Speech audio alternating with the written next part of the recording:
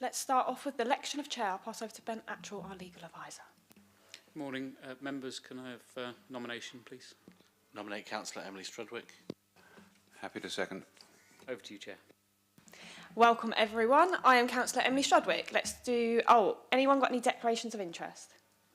No. Perfect. Okay, housekeeping. Safety information. If the continuous fire alarm sounds, please evacuate the room and public gallery via the stairwells. Do not attempt to use the lifts.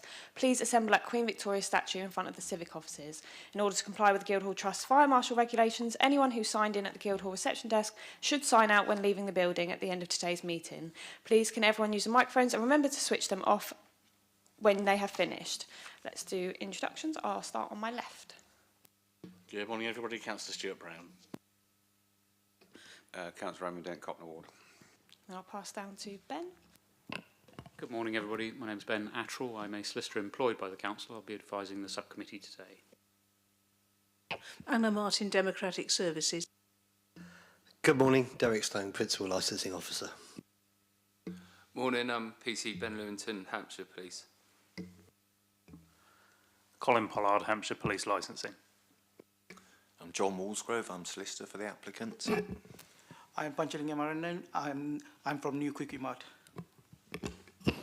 Councillor Hugh Mason, Councillor for St Jude Ward. Thank you. Right, I will pass over to Derek, please. Yeah, good morning, members. I will be very brief because you're obviously very experienced in these committees, so I don't need to go through my whole report in detail. But we're here today to consider an application for a variation of a premises licence, and that's at 25 Albert Road, Southsea, the new Quickie Mart. The variation application has been submitted by Mr Aranan and relates to these premises. The proposed licensable changes to the current authorisations are to extend the permitted hours for alcohol sales, that's off sales only, on a Friday and Saturday until 2 o'clock in the morning. Currently, they stop at 2300 hours. The applicant is detailed in the operating schedule the steps intended to support and promote the licensing objectives. These can be found in the redacted application form attached at Appendix A, and the current licence is attached at Appendix B. The bit of background for the premises. Public notice has been given by way of a press notice, a premises notice, and local ward councillors have been notified of the application, and you'll be hearing shortly from the police and also Councillor Mason in relation to the representations that they've made. These premises have traded as a retail shop and off licence for over 20 years. It's located close to Hereford Road in Albert Road. The area has a very high footfall, especially late weekend evenings, due to the number of clubs, bars, pubs and restaurants in this immediate area. Relevant representations have been received from the Chief Officer of Police under the Prevention of Crime and Disorder and Public Safety licensing objectives. The concerns from the police are that the location of the premises is in the busier part of Albert Road, which has a number of crime and disorder incidents occurring during the peak night time economy time on Fridays and Saturdays, which is when the application is seeking to increase the ability to sell alcohol. And you'll hear from Councillor Mason shortly that he's raised concerns in relation to the application could lead to noise and disruption to residents in this location if granted. I don't think I need to say any more at this stage, members, but obviously I should be here through the proceedings to help if I can in any way. Thank you. Thank you. Members, any questions? Derek, has there been any issues with this premises before? In relation to anything specific? Any crime or disorder, any shoplifting, any sales, any issues at all? Not that I can recall. Fine. To hand, no. Chair, it may be that the police are better placed to advise you on that. Just wanted to see if licensing were aware of before the police. No problem at all. Members, any other follow-up questions? Mr Walsgrove, do you have any questions? Just one, please, Mr Stone.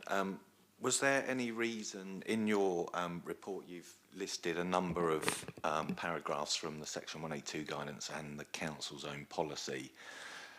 Any reason for leaving out paragraph 10.15 of the statutory guidance relating to the hours shops should be allowed to sell alcohol? It's when we populate the form, it just generates it. So it's a question of if it wasn't there, I didn't put it in, basically. Yeah, it wasn't intended to No. be left out. No, thank you. Thank you, councillors. Thank you. I'm just going to do my little checklist. Do my police licensing team have any questions for Derek at all? No.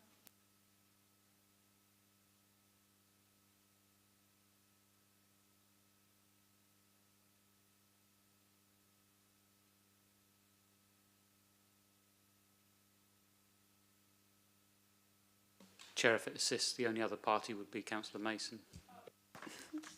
Councillor Mason, do you have any questions at all? No, Chairman, I do not have any questions. No problem at all. I've got a new updated list, so I'm just trying to get rid of the right wording. So next we've got the applicant's case. So Ben, can I just confirm, is this for the police or is this for John Walsgrove? So the applicant in this case, it being a standard or typical sort of variation application, is the premises licence holder. It's fine, I've got 2 stages for you, John, that's all. So after you. Thank you, Chair. I think there are just a number of points to take you through. So firstly, I'm going to detail an amendment to the application. I'll then move on to identify what I believe the principal issue in this case is going to be, which is quite a narrow one.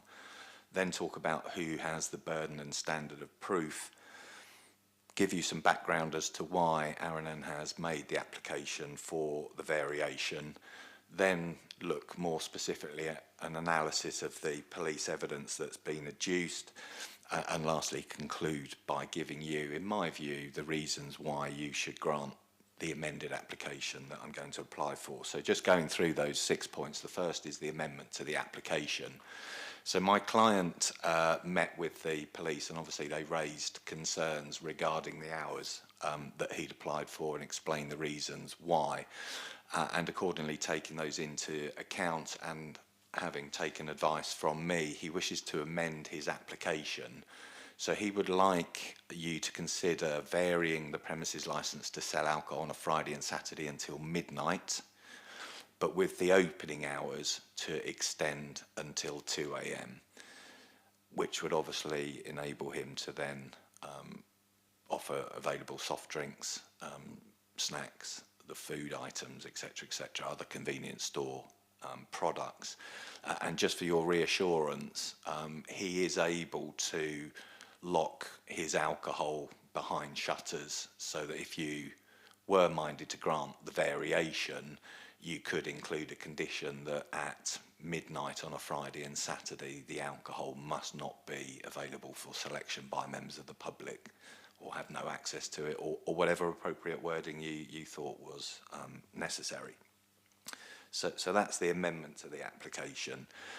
As I said in my precursor, I think the issue here is quite a narrow one, and hopefully we won't, either myself or the police, won't detain you for too long in putting forward our respective representations. There haven't been any concerns raised about the management of these premises, and no concerns ever raised around the sale of alcohol. And you've heard from Mr. Stone that it's been licensed for 20 years, and as far as they're aware, there haven't been any issues with regard to the conduct or management of those premises, including any compliance with any conditions which are currently on the licence. And so before you in the representations, both from the police and the councillor, there are no adverse comments around the licence holder or the premises itself. So the issue, I would say, is this, and it's detailed in the police representation at page 42 of your agenda, where they say that people buying alcohol between 11 and now the amended time, midnight, will those people be drinking that alcohol in the street, and will they go on to add to the crime and disorder which they say is prevalent in this area? So that, for me, in my respectful submission, is the only issue you have to decide. If you grant the application to extend it by 1 hour on a Friday and Saturday, is that going to lead to people in the nighttime economy who are in that area, in the bars, restaurants, clubs, purchasing alcohol, drinking it in the street and adding to the crime and disorder which the police say there is? And we're not disputing the fact that there is crime and disorder as they have evidenced. What we dispute is that none of that relates to alcohol which has been purchased by any of the off licences in the Albert Road and Elm Grove areas. So having identified the issue, that brings me on to discuss the burden and standard of proof that you have to be satisfied about. And again, in my respectful submission, I say that the burden of proof in this application unusually rests with the police, and the standard, as you are well aware, is on the balance of probabilities. And let me explain why I say it's for the police to prove what they assert. So under paragraph 9.43 of your own policy, and Mr. Stone has identified that at page 7, it states that your determination must be evidence-based. Paragraph 10.15 of the section 182 guidance, and that's the paragraph which was omitted from the report, but actually is the most crucial piece of advice to this committee. As you know, as an experienced committee, you must take account of the section 182 guidance, and if you depart from it, you must only depart from it where there is evidence to justify that departure and give reasons why you have departed from it. And that paragraph reads as follows: shops should normally be free to provide sales of alcohol for consumption off the premises at any time they are open for shopping, unless there are good reasons based on the licensing objectives for restricting those hours. Third point, paragraph 16.2 of your policy, again that's set out in your agenda, states that you recognise that licensed premises make an important contribution to our local communities, and in determining any appropriate strategies around licensing opening hours, the licensing authority will not seek to restrict the activities of licensed premises where it is not appropriate for the promotion of the licensing objectives to do so. So taking all those points together, my view is that can only mean that the clear starting point for this committee is that the application should be granted, and it can only be refused or revised by you if, and I would say it's a big if, there is credible evidence adduced by the police which would allow you to conclude that selling alcohol between 11 and midnight on a Friday and Saturday will, not might, but will lead to an increase in crime and disorder in that vicinity of the premises. So before the main point of my representation, which is looking at what the police have adduced to try and prove their assertion, let me just explain why Aranan has made an application to you for a variation to the licence, because as you've heard, for 20 years, he's been operating quite happily with the licence that he's got up until 11 o'clock and closing at that time. He has noticed a considerable change in the way, particularly post-COVID, the way people shop, their shopping habits. And in fact, although you've heard there is substantial footfall in this area, it is in fact really only in the evenings where his convenience store is doing any business. So during the day, the footfall in that area is sparse in terms of people wanting convenience stores. That naturally has led to a decrease in income and revenue from that consequence. And so naturally his application is to try and make the business sustainable. Friday and Saturdays are his busiest days of trade, and an additional hour to be able to sell alcohol alongside all the other convenience store products would actually make a substantial difference to the sustainability of this business long term. He's asked, as I've said, to consider extending the opening hours without selling alcohol for the same reason, that he needs to provide the business with an additional income stream, and he believes that with people in the area in the nighttime economy being able to sell soft drinks and food will actually have a benefit, because people will be able to go in instead of going to the late night takeaway businesses and be able to buy soft drinks and food. So that's the main reason. As I've addressed this committee on many occasions, people only apply for variations for commercial reasons. We're not coming to you saying, well, this is a benefit to the community, although Aaron would say that it is a benefit to the community because people's shopping habits have changed. They are coming out less frequently to convenience stores, and he needs that to be able to provide the local customers, the vast majority are local residents, with an additional option, because there are several convenience stores in that locality which actually do open later. I mean, there's one literally 2 minutes away, Cost Cutter on the corner, which has, I think its premises licence actually is until 2 o'clock, although it only opens until 1 when I went to inspect the local area. And there are others. In fact, he's got another Quickie Mart about 5-minute walk away, which is licensed until 3:30 in the morning on a Friday and Saturday.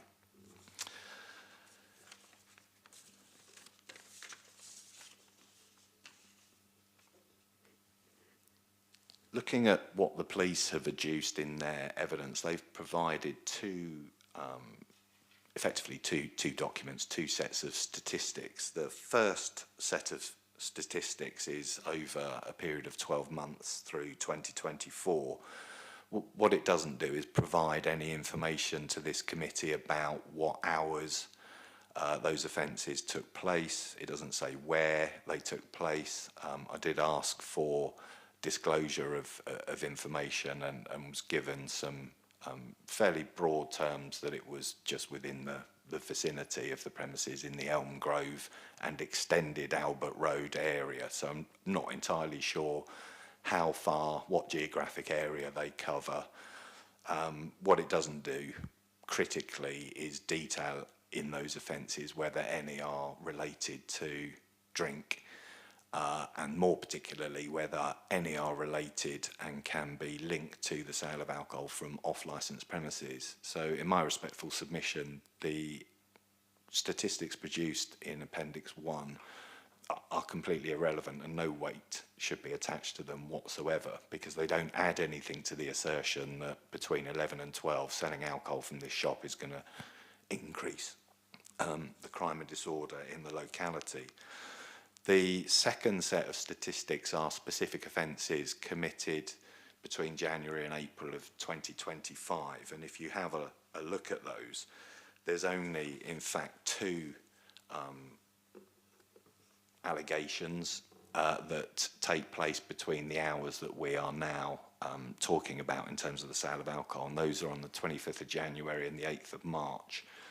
So looking at that evidence, the 25th of January is an assault on door staff at on-licensed premises, so one of the bars that sells alcohol for consumption on the premises, and the second one on the 8th of March just lists it as an assault and doesn't say whether it relates to alcohol, whether it was at alcohol licensed premises, whether the people were intoxicated.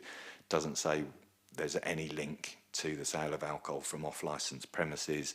Doesn't mention anything about street drinking, which is one of the concerns that police have raised.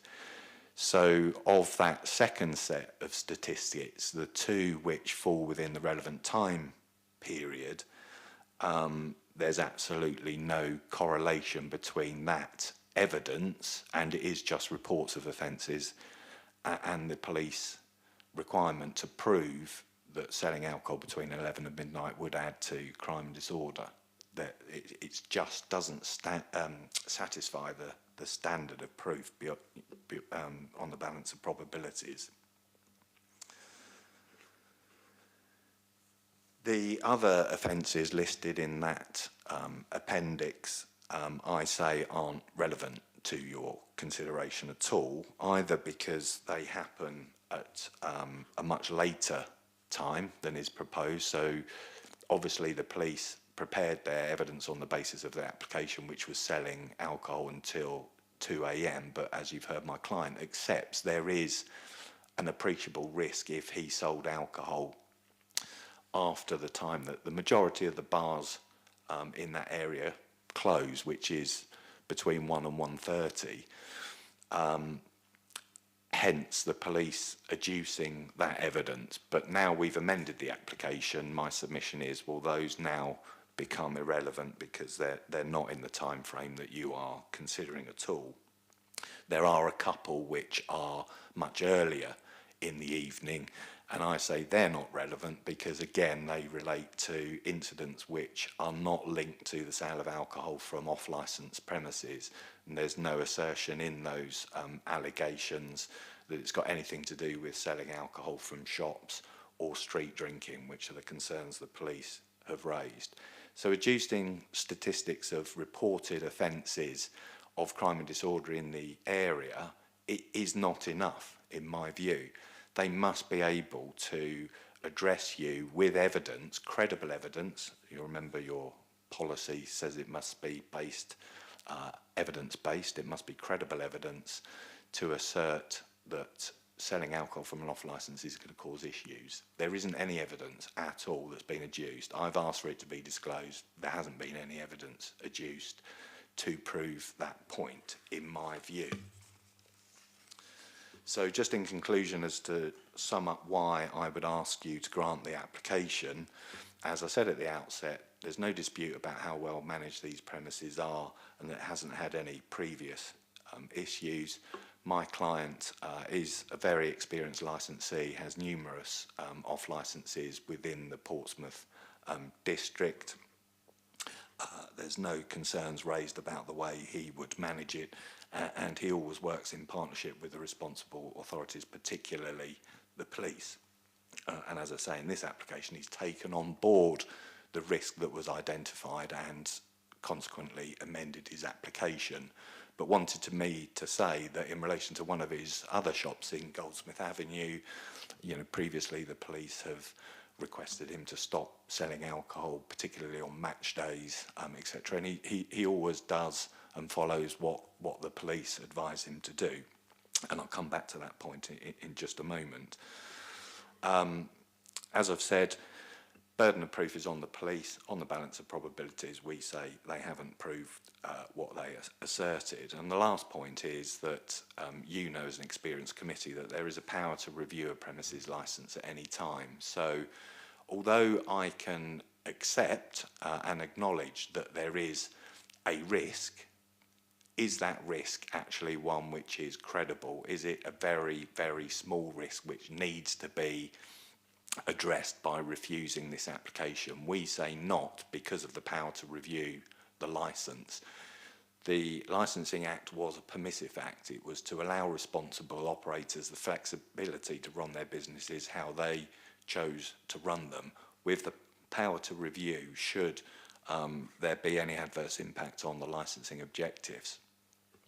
I would say to you, even with that power review, that wouldn't be necessary, because if that minimal risk, which we say is de minimis, came to fruition, that by him selling alcohol at between 11 and midnight, there was an identifiable, credible evidence to say that that increased crime and disorder, and the police came to him with that evidence and said, you need to stop selling at 11 o'clock, then that's exactly what he would do. He wouldn't need a review of the premises licence. He would accept the evidence that the police had adduced. The reason he's here is because they haven't adduced any evidence to actually prove that that risk exists.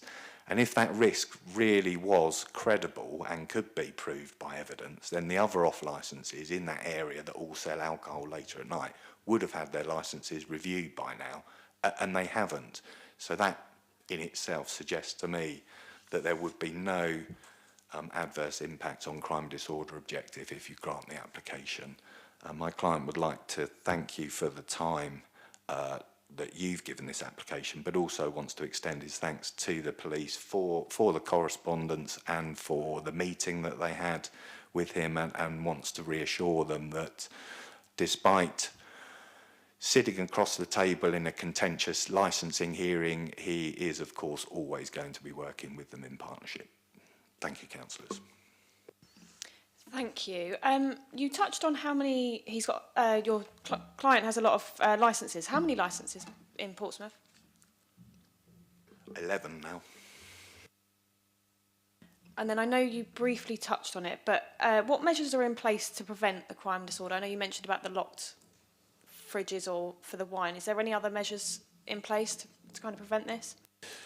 Well, you've seen the list of the conditions on the premises licence, so obviously the shop is covered by CCTV. It is a small convenience store. It's probably the smallest convenience store in Albert Road and the Elm Grove area. So not only is there CCTV, but the member of staff behind the counter has full visibility of the entire shop.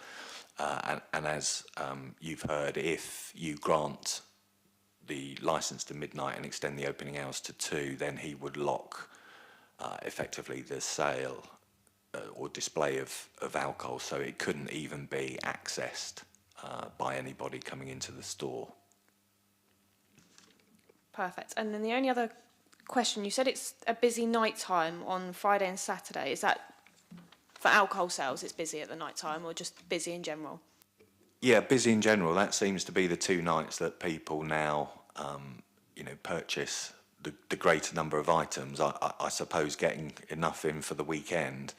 One point I should have made, which has just come to mind actually, is in terms of convenience store, obviously alcohol, generally in a convenience store, is an ancillary sort of product. So Aaron Ann's business, we're obviously not going to go into all the figures, but I can tell you his alcohol sales account for about 15% of his overall sales.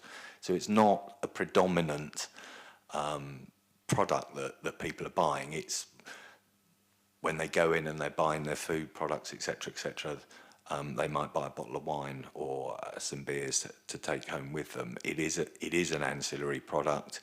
It's not a principal feature, so there's no, big advertisements outside. I think the police mentioned in their representation that he's selling cheap alcohol. He's not selling cheap alcohol. He's got conditions on there that he doesn't sell high strength beers other than premium products.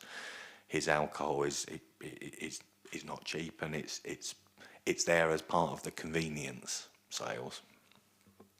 Members, any questions? Yeah, just one. Will there be signage outside and inside about the restriction of alcohol sales after midnight? Yes, I think I can't remember whether it's in the application or on the licence already about having a sign to make sure customers leave the premises and respect the neighbourhood. But yes, to ensure that everybody's clear, if you granted the licence and changed the opening hours, or even if you just change the opening hours and don't extend the licence, he would obviously place a clear notice so that everybody coming in the shop would know. But of course, he's going to lock it away anyway, so they wouldn't even see the alcohol.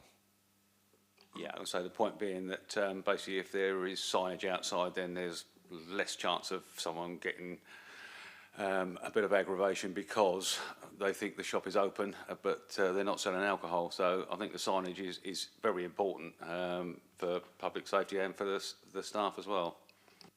Yeah, agreed. Stuart, do you have any questions? Just one quick one. Mr. Walsgrove, in the papers it mentioned something around, I can't remember if it was in the police's section or your section, but something around a serving hatch. Is that something that's currently on the books, or is that not currently under consideration? No, so that my client in discussions with the police was exploring what might allay their fears, and that was one suggestion that he said he would have introduced. So if we'd have proceeded with our application to sell alcohol up to 2 o'clock, one of the suggestions was to put in a night hatch so customers couldn't actually get into the premises. With the amended application, we don't see that is necessary, although it is something, if you like, in reserve. So should issues arise, that is something which he has costed out, is under consideration, and he might do. That would, I think, require minor variation to change the plan, actually, if we did do that. But as at today's hearing, that's not something which we would ask you to impose as a condition, because we say it's not needed for the amended application. Members, any other follow? No? Police licensing team, do you have any questions? Just a couple. What's the current closing time on a Friday and Saturday for the shop? 11. 11 o'clock. If alcohol only makes up about 15% and isn't expected to be a large portion of sales for the later hours, why hasn't the shop simply opened later before now and applying for alcohol extension? It's not allowed to, because the licence opening hours are 11 p.m. Okay, thank you. Councillor Mason, do you have any questions? No, Chairman. Perfect. I will pass over to you two, whoever's going. Thank you. I'm obviously PC Ben Lewington from Hampshire Police Licensing. I won't repeat a lot of what's been said, but obviously the application initially as it was submitted was until 0200 for the extension of sales of alcohol. As you're aware, the premises does sit within a nighttime economy area, one of the 4 within the city, and it's situated at the busier end of Albert Road, which has a large concentration of late night venues as it stands, and Mr. Aranan's store is situated effectively in the middle of that. Albert Road is becoming one of the busier nighttime economy areas, and this is reflected in the number of incidents reported to police that relate to crime disorder, which will be in your Appendix 1, which was last year's figures. Those figures relate to what we call nighttime economy qualifying times, which is from 7 p.m. till 7 o'clock in the morning the next day. So all those crimes on that have been narrowed down to that time, and so within that nighttime economy time zone. These figures are obviously pulled from the police reporting system and are the second highest in the city for crime disorder in a nighttime economy area. Mr. Walsgrove alluded to the fact there's no parameters on that, but that nighttime economy area does sort of stretch from Elm Grove into Albert Road and the full length of Albert Road. The figure, or the incidents of crime and disorder that we've highlighted from January to date relate to the area immediately sort of within that area of where Mr. Aranan's shop is. So within, I would say, an easy sort of 20 to 30 metre radius of Mr. Aranan's shop. And those figures, those crime that we've detailed do relate to a smaller time frame of windows. It's not an exhaustive list, there probably are others, but it's just to highlight the sorts of crimes that we are experiencing and having recorded between those hours of 11 and 2 a.m. And these do include incidents of public disorder, assaults, sexual assaults, and alcohol is the main contributing factor to those crimes that are happening.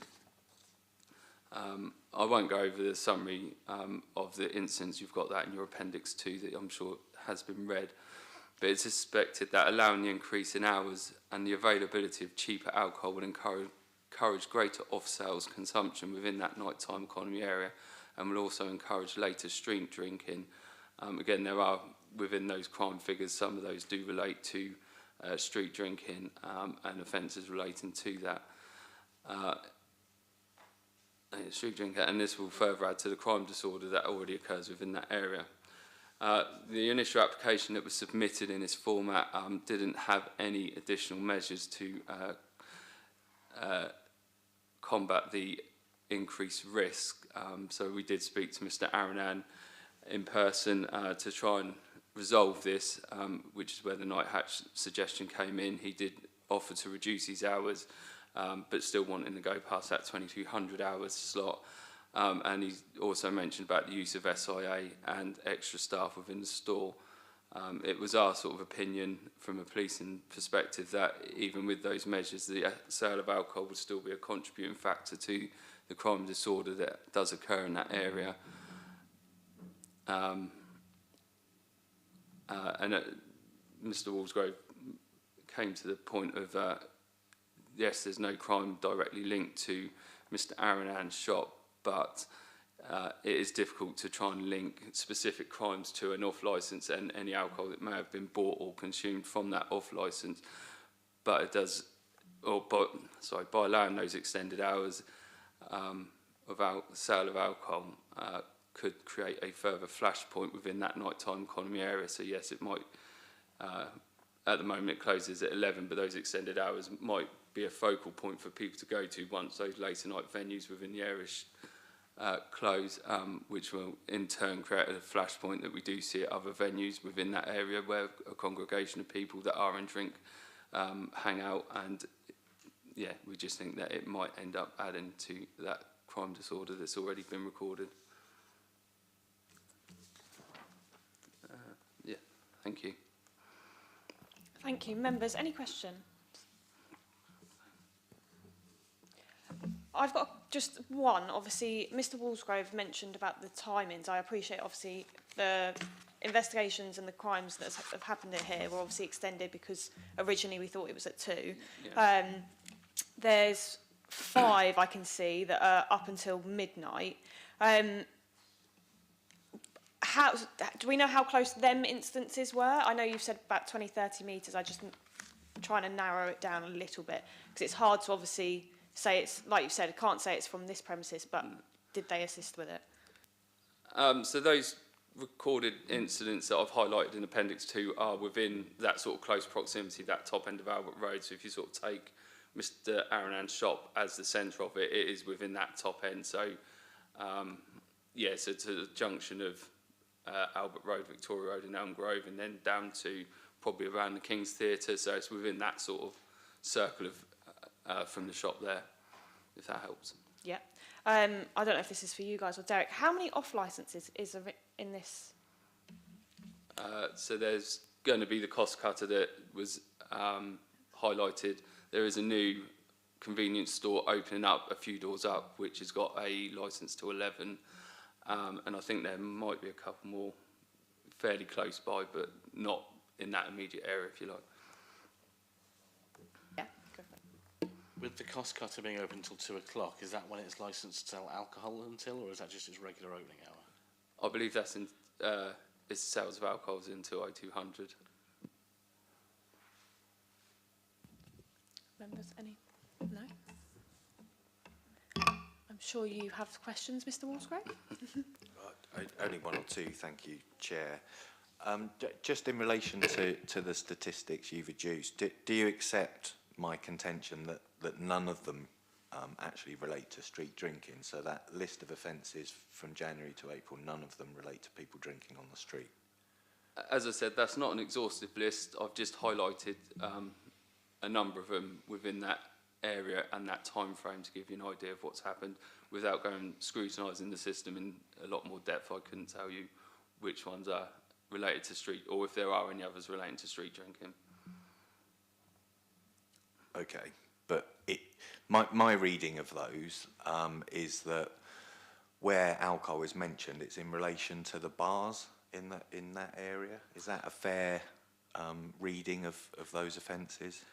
Not all of them, because some of them have happened, or a number of them have happened in the street or outside of those premises within that locality, and alcohol has been the factor. As I say, some of those incidents are not directly linked to any other licensed premises. It is stuff that has happened in the street as a flashpoint of that congregation of people. Yeah. Would you accept that at the Albert Road area over the last, I would say, probably 5 years, the number of licensed premises selling alcohol for consumption on the premises has increased quite dramatically? I can't comment on that because I've not been here for the last 5 years, but within the last 18 months, I would say that the footfall and the incidence has increased somewhat, and it is becoming one of the busier nighttime economy areas within the city. Yeah, through the bars. The unlicensed premises. It's not becoming busier because of the shops, is it? Again, can't comment on that. I would say is obviously any availability of alcohol will add to the problems that we are experiencing. And what evidential basis are you making that opinion? In what's that? Saying that the availability of alcohol means there'll be an increase in crime and disorder? As I said, the numbers or the statistics taken from 2024 would suggest that it is the second busiest nighttime economy area in the city. And from my own personal sort of experience of since I've been in Portsmouth is that the Albert Road area is becoming a busier nighttime economy area. And we've seen that in the reported crimes that we are getting, which do outstrip some of the other nighttime economy areas with what's being reported and the severity of it. And all those incidents are alcohol related. So you're now saying you have got experience of Albert Road in more recent times, since you've been in post, because Mr. Aronan's experience, having operated off licences there for over 20 years, is that there isn't a prevalence of people street drinking, even with the change of Albert Road and the increase in footfall and the increase in the bars.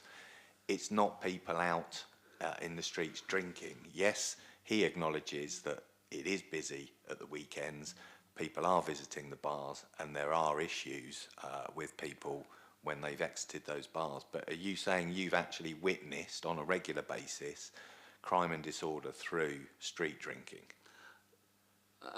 Street drinking, I believe, will make up a small proportion of the statistics. And as I said, I can't tell you exactly what those statistics point to the street drinking.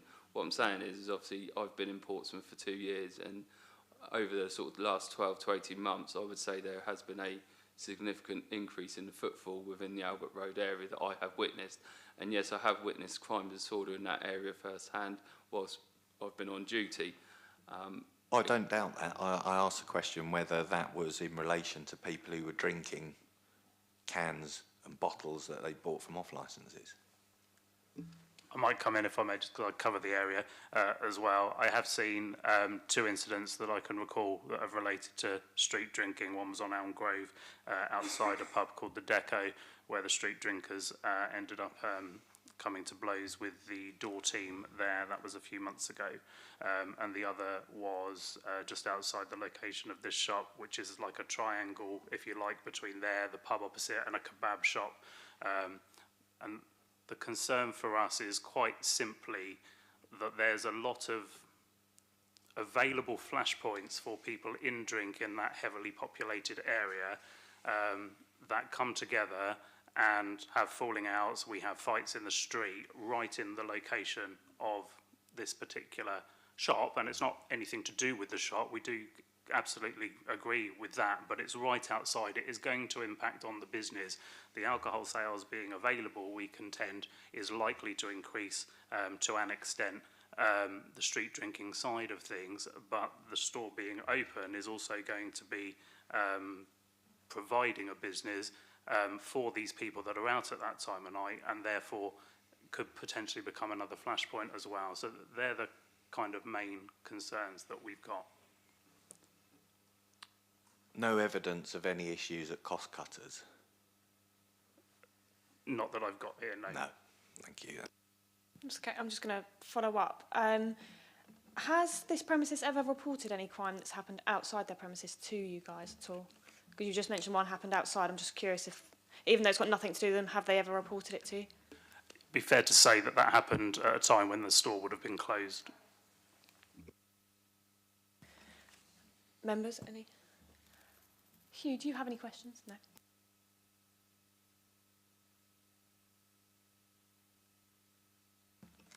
Mr. Walsworth, do you have any other questions before I pass on to... No. Perfect. I'm going to pass on to Councillor Hugh Mason then. Thank you, Chairman. I wish to object to the granting of a licence extension on Friday and Saturday evenings on the grounds of public nuisance.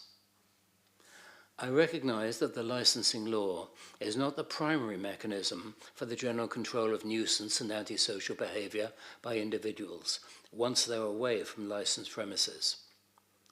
However, as Section 4.6 of the draft Statement of Licensing Policy approved by this licensing committee last week goes on to state, nonetheless, it is a key aspect of such control, and licensing law will always be part of an holistic approach to the management of the evening and nighttime economy. The context for this application is that there are 10 pubs or bars within 2 minutes' walk of the Quickie Mart at 25 Albert Road, some of which, including the One-Eyed Dog, O'Neill's, the Fox and the Vaults, are very large establishments. There are a further 5 pubs or bars if the radius is extended to a 3-minute walk. While I am sure that the majority of patrons of these establishments go home quietly after leaving the bars for a mug of cocoa before taking to their beds, there is and always will be a minority who will seek to continue drinking in the street, leaving the bars often a few minutes or half an hour or so before the bars close in order to get hold of alcohol. And we find them sitting on walls or in doorways, arguing, shouting, occasionally fighting, and unfortunately urinating, vomiting and defecating in the gutters or behind walls in people's forecourts. The evidence for this can be seen in the broken glass and other residue in the streets and doorways on many Saturday and Sunday mornings. And in this context, I would remind members of the committee that this is also a residential neighbourhood, where there are both family houses and flats above the shops. I believe that the nuisance will be extended in time and exacerbated in effect if this extension of licence is granted, and it becomes possible to buy alcohol until midnight for consumption on the street. And of course, the nuisance would extend much beyond midnight. Now, it has been suggested to you that my concerns might be mere suppositions and that you cannot make a decision on what might happen. I would, however, remind members of a fairly recent case in Albert Road, the quieter end of Albert Road, of the new Quickie Mart at 111 to 113 Albert Road, where there was, in effect, an all-night off licence. Such was the level of nuisance and antisocial behaviour in the vicinity of this establishment that, upon review, a more sensible closing time was set, which has mitigated, but certainly not removed, the problem entirely. And I would stress this was not at the busier end of Albert Road. I would therefore argue that I am quoting precedents and not just supposition. And I would ask the subcommittee to reject this application for an extension of licence. Thank you. Thank you. Members, any questions to Councillor Mason? No?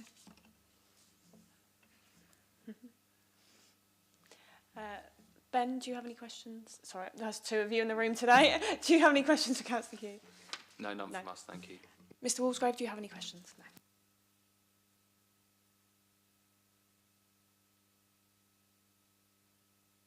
Perfect. Back to you, Mr Walsgrave. You've got your whole case. Is there anything you want to add? Because I know you said you might have some follow-ups with the police. Yeah, I would say generally the applicant finishes, but I don't know what set of... In summing up, you'd normally take it, so it'd be Councillor Mason first, then the police, then me. I need the correct papers again next time, please. Councillor Hugh Mason, to sum up. I think I've said all I need to say in my deputation. Thank you very much. Thank you. Over to you guys to sum up. Yeah, I'll try and clarify a couple of bits as in a very brief summing up. The store itself hasn't given us any cause for concern in terms of the operator there to date, certainly not in recent history. Our concern is that that area of Albert Road has become a very busy, very popular area for nighttime economy that has unfortunately brought with it an increase in crime and disorder within the street where people come together, and a large reason for that are the places that are available that keep people in the area. There's public toilets, there's, as I said, late night refreshment places, and our concern with any extended hours, even for Mr. Aronan's shop, is that it might well become that additional flashpoint for the people. And that's from us. Thank you. Thank you. And finally, to Mr Walsgrave. I will sum up shortly, but I'm just going to reference the comment about Mr. Aranan's other shop, the Quickie Mart, which faced a review of the premises licence from a local resident, which was supported by the licensing authority, but the police did not make any representations and weren't party to that. It is true the hours were reduced by the licensing committee, but we appealed that decision. We didn't agree with the evidence that had been put. There were substantial flaws in the evidence that the committee received that day. There were also substantial flaws in the way the hearing was conducted. But instead of going to a fully contested appeal hearing, there was mediation between ourselves and the council, and agreement was reached that the hours would be reduced from its 24-hour licence to 3:30 on a Friday and Saturday, and I think 3 o'clock in the morning for the rest of the week. We don't accept the assertions at all that were made at that review. It was just a pragmatic way to deal with an appeal to avoid lengthy litigation with the local authority. In that case, I would suggest, given that no evidence is before you as to what actually happened in relation to that, you can't treat it, as Councillor Mason has said, as a precedent. And in any event, the shop can sell alcohol until 3:30, which sounds counterintuitive to the arguments that you've heard from both Councillor Mason and the police. So just in summing up more generally, as I said, the starting point for this application, in my view, is that the application must be granted because the Section 182 guidance says shops should be allowed to sell alcohol all the times they're open for business. The opening hours are stated on a premises licence, and our legal views of the leading licensing solicitors and counsel in the UK is that people have to abide by the opening hours that are stated on their licence, even if no licensable activities are taking place. And actually that follows a High Court case which involved Portsmouth City Council about opening hours. That was to do with unlicensed premises and whether people could carry on consuming alcohol, because of course consumption's not licensable. Anyway, the High Court basically said if the opening hours are stated on a licence, that means that's when it has to shut. And so forevermore, the advice has always been, you've got to comply with the hours on the licence. That's why I'm asking you to consider effectively two aspects. One is to extend the sale of alcohol till midnight, and the second bit is extending the opening hours of the shop until 2 AM. You could reach a decision that you wouldn't extend the sale of alcohol until midnight, but you could nonetheless still vary the licence to allow the opening hours until 2 AM, bearing in mind we would say there can't possibly be any concerns raised if the shop is just selling its normal products. And Mr. Pollard actually asked a question about why don't you open up now, as if there's nothing's going to come of that other than breaching the premises licence. So I would say certainly you should, at the very least, extend the opening hours and then come on to the more serious decision of whether you extend it by 1 hour. Now, the reason we've asked for that 1 hour is because we say, from our experience of all the bars that have been opening up, the vast majority of them open beyond 12 o'clock for the sale of alcohol. So there are some of the bars, and I act for quite a number of them, so I do know, I'm familiar with their customer base, their hours of operation. So there are a few that sell alcohol till 12 and people leave with half an hour drinking up time, 12:30. Quite a few are until 1, so the large premises directly opposite Quickie Mart, I think is licensed till 1, closing at 1:30. So we say if you extended the sale of alcohol till midnight, we're actually not going to encounter any of the people from any of the unlicensed premises trying to purchase alcohol. And so the argument that's been put forward by the police just simply cannot be supported by the evidence they've put before you. I've gone through that in some detail, and I would ask you to just carefully consider that again in light of what's been said by myself and also the opinions expressed by the police. I acknowledge and often say to this committee that the police are the experts in crime and disorder. The Section 1.8 guidance tells you they're the primary source of guidance for you in any licensing application, but they must bring credible evidence to you to support that opinion. Expressing an opinion is not enough. And I say in this case, they have not brought you credible evidence to show selling alcohol at this very small convenience store for 1 hour extra on a Friday and Saturday is going to cause any issues, because the current off licences are along Elm Grove and Albert Road, and I've done 2 recent applications for other convenience stores, albeit at what's called the quieter end of Albert Road, that were granted off licences until midnight all week, without any problems, and Mr. Aranan has his Quickie Mart, which is much later, and the Cost Cutter is much later, and they do not experience the issues, and they are not experienced people drinking in the vicinity having purchased alcohol from their stores. So on that basis, I would ask you to start at the position that you should grant it, analyse the evidence and see whether there's any evidence that would take you away from that. Has it been proved to the required standard of on the balance of probabilities? I say it's not, and ask you to grant the application. Thank you, councillors. Thank you. Is everyone satisfied and have got everything off their chest that they needed to? Perfect. So we're going to move into closed session. Ben, timing-wise, at least 45 minutes? I would say at least 45 minutes, yeah. So if we an hour say may be more realistic. 1 o'clock, we won't definitely be back.